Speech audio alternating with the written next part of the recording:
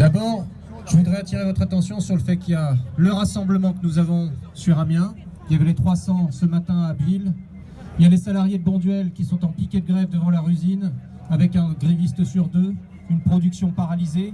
Il y a les grévistes de Kuehne+Nagel qui, à 95%, bloquent le site avec piquet de grève également. Et ils ont raison. Ils ont raison parce que dans cette situation, les profits, comme l'ont dit les camarades avant moi, se sont décuplés. Il n'y a pas de travail. Total, 6 milliards de bénéfices. 6 milliards. On connaît la responsabilité de Total par ailleurs sur l'environnement, sur les conséquences pour la planète.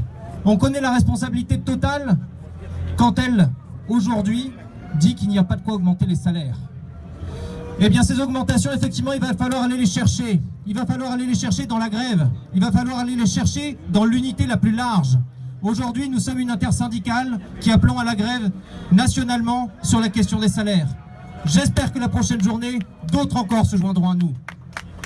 Parce qu'aujourd'hui, dans cette situation, on a besoin de faire le nombre. On a besoin d'abattre entre nous les digues et les murs. On a besoin que la marée monte, la marée populaire monte, pour que ce gouvernement arrête. Ce gouvernement qui aujourd'hui, au prétexte de la guerre, nous fait vivre un hiver où des millions de salariés n'auront pas de quoi se chauffer, où des millions de salariés n'auront pas de quoi continuer à pouvoir mettre du plein d'essence pour pouvoir aller bosser. Ce gouvernement, dans le même temps, qui loin de répondre à la crise, voudrait nous faire travailler plus longtemps. Une nouvelle réforme des retraites. Voudrait, en lieu et place des créations d'emplois, envoyer les bénéficiaires du RSA au travail forcé. C'est le retour à l'esclavage.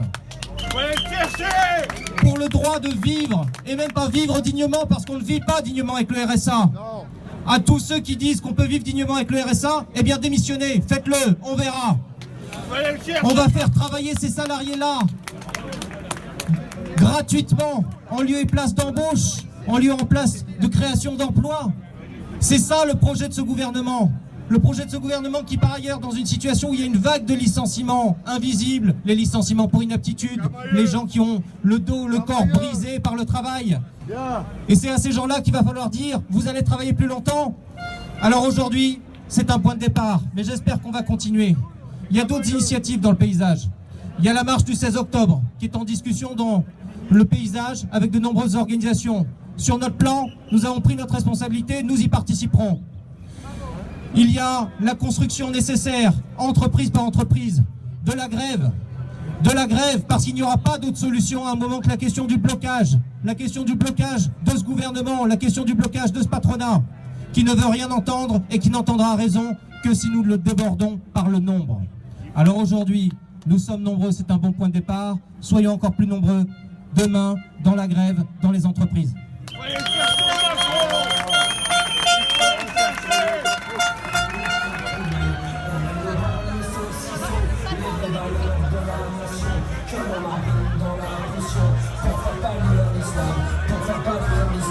Les bonnes recettes, du beau fait que l'on cuisine dans notre